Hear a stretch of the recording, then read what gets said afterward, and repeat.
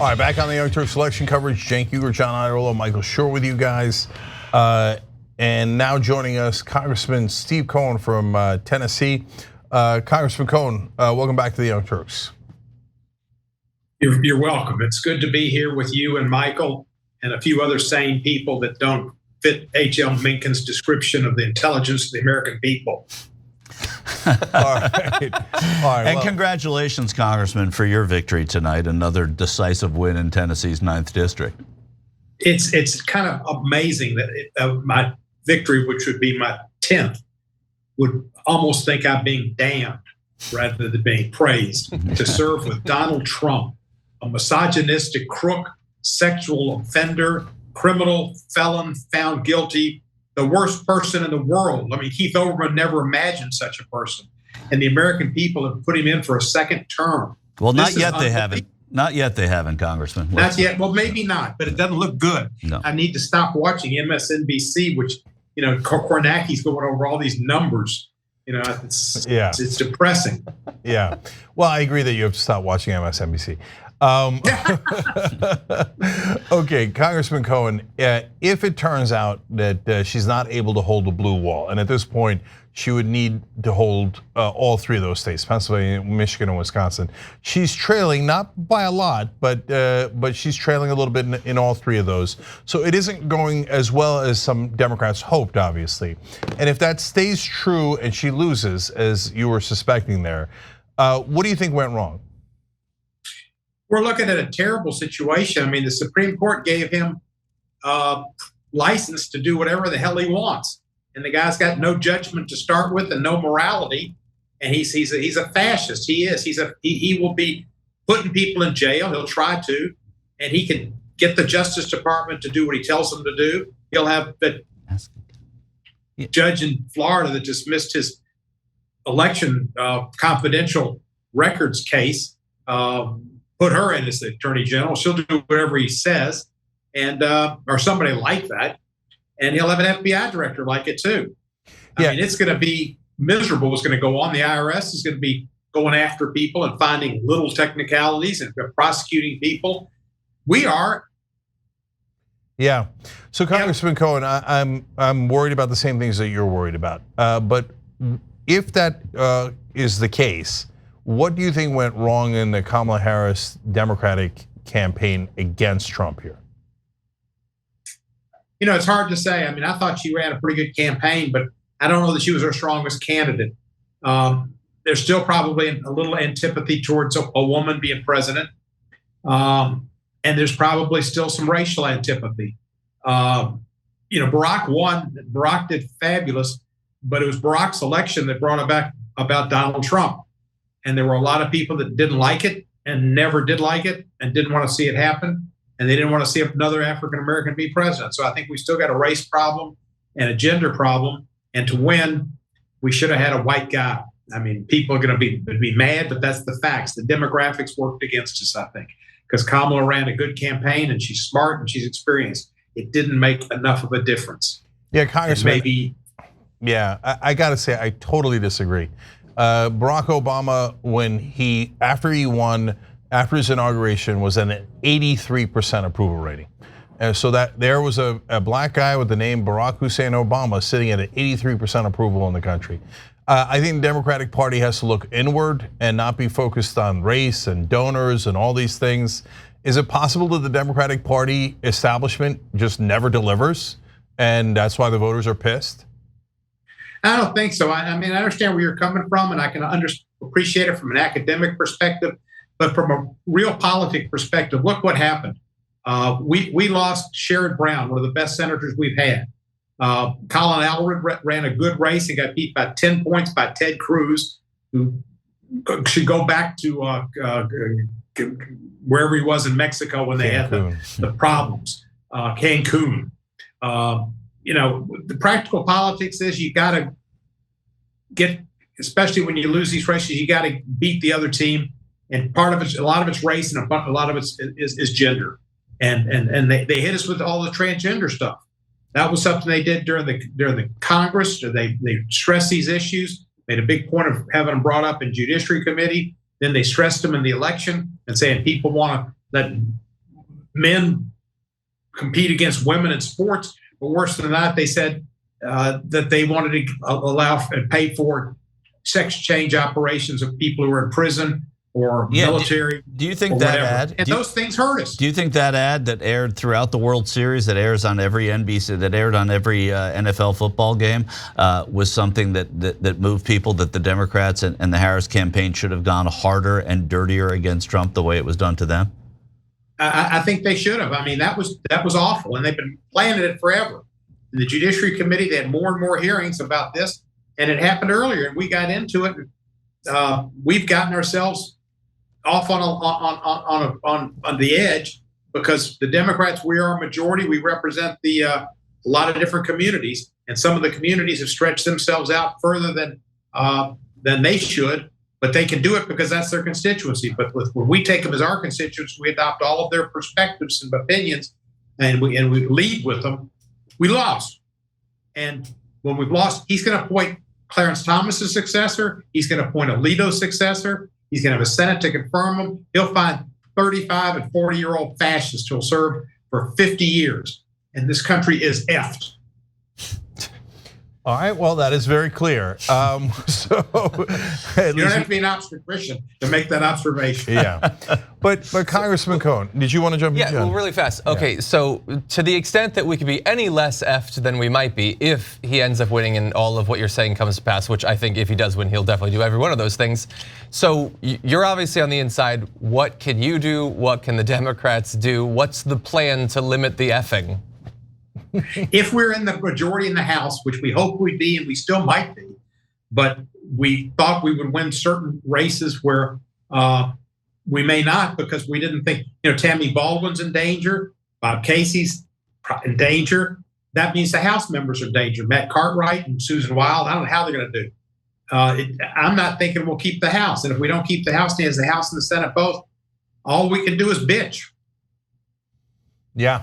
Okay, so Congressman Cohen, what I'm a little worried about is, so you mentioned the ad that they ran about the transgender detainees wanting the surgery and Kamala Harris saying yes. So I agree with you that hurt. And in fact, I got into giant fights with leftists online and I said this exact thing would happen. And they said, oh, you're crazy. The country loves this idea. And we'll win anyway. And they were comically wrong. So I'm with you on that. Now, having said that, I don't think that's the main problem at all. I think that hurt, but it's not the main problem. The main problem is that Democrats take donor money and deliver for their donors and not for their voters. And Congressman Cohen, you've been on the show many times. You're obviously, as anybody can tell from this conversation, a plain talker. But so let me do plain talk back to you. I don't think that the Democrats get it at all. I think they're going to go kiss more donor ass.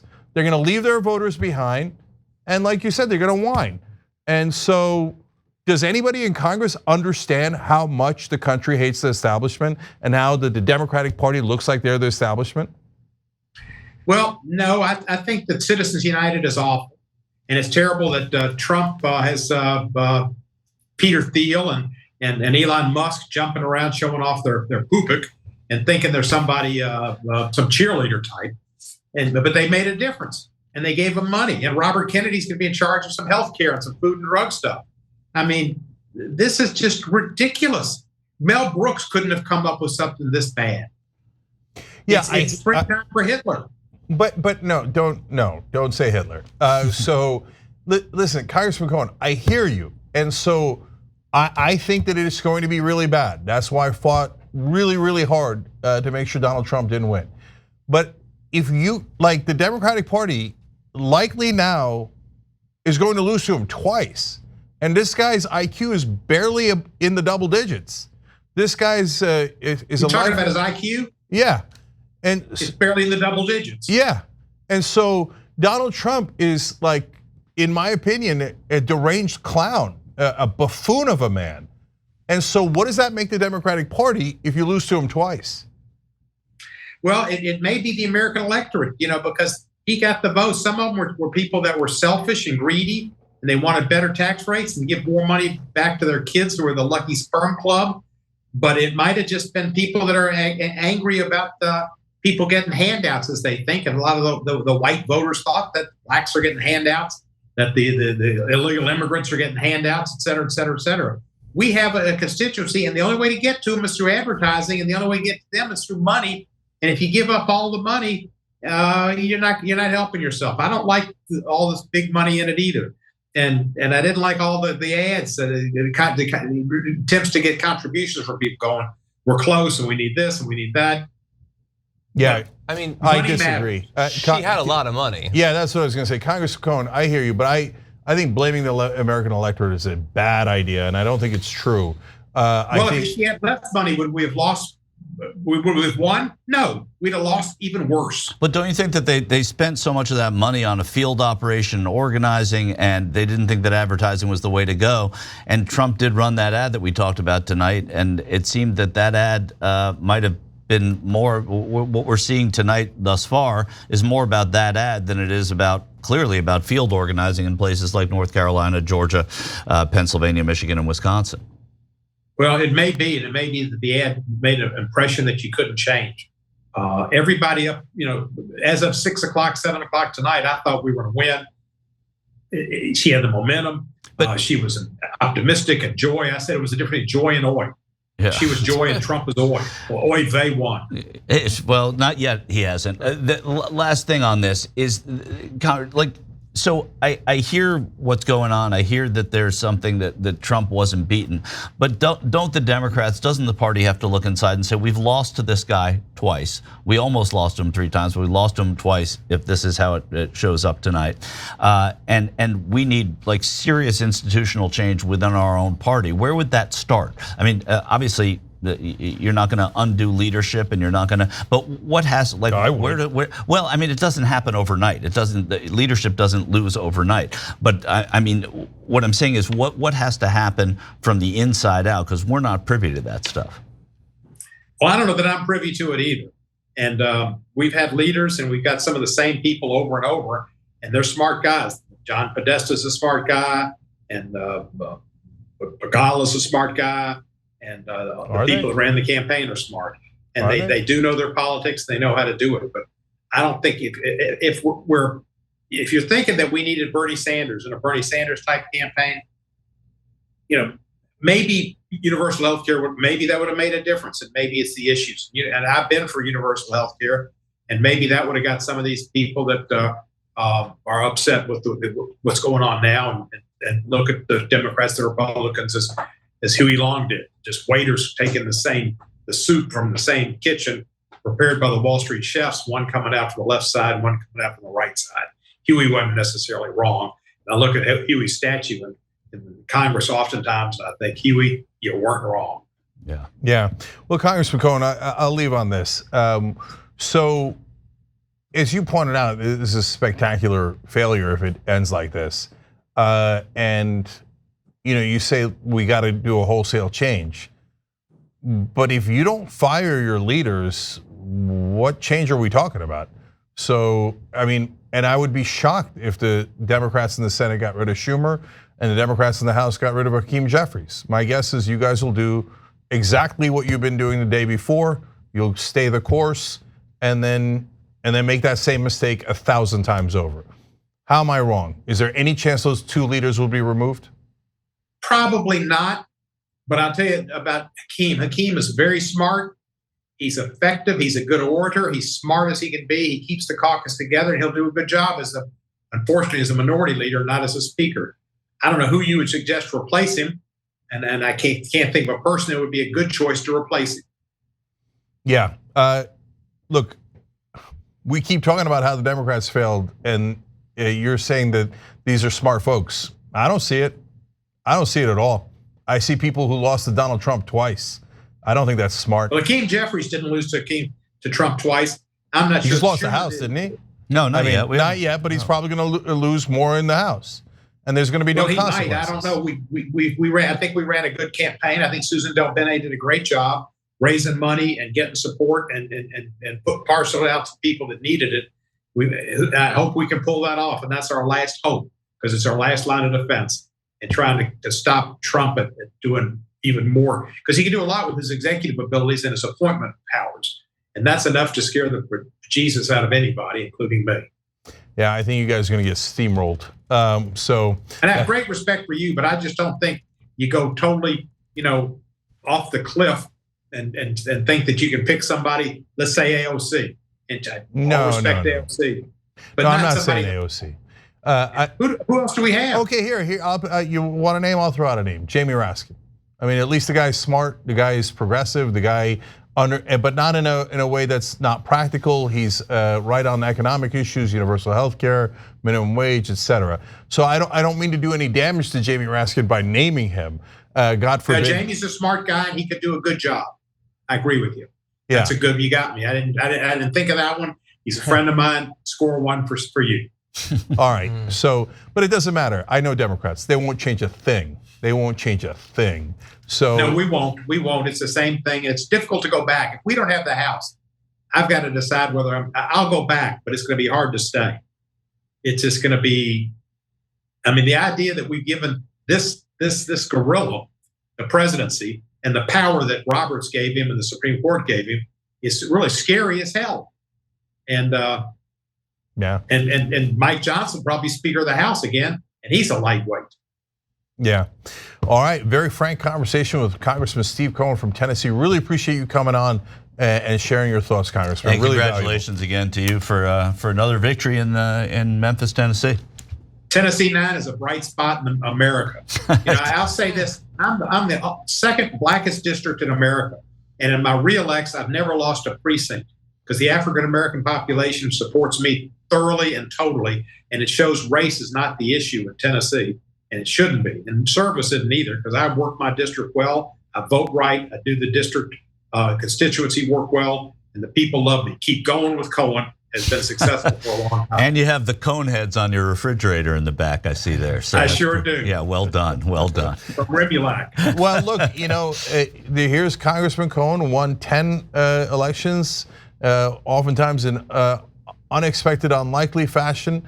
In a row, so some Democrats do know how to win, but here you are frustrated as well, and so we certainly hear that. After I won my first election, that was a plurality. A friend of mine asked Charlie Cook, who's supposed to be the pro from Dover, "What do you think about my friend Cohen?"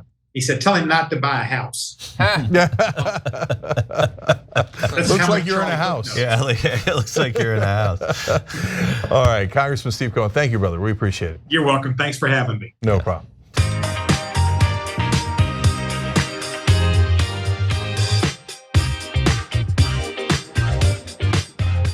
Thanks for watching the Young Turks. Really appreciate it. Another way to show support is through YouTube memberships. You'll get to interact with us more. There's live chat emojis, badges. You've got emojis of me, Anna, John, JR. So those are super fun. But you also get playback of our exclusive member-only shows and specials right after they air. So all of that, all you gotta do is click that join button right underneath the video. Thank you.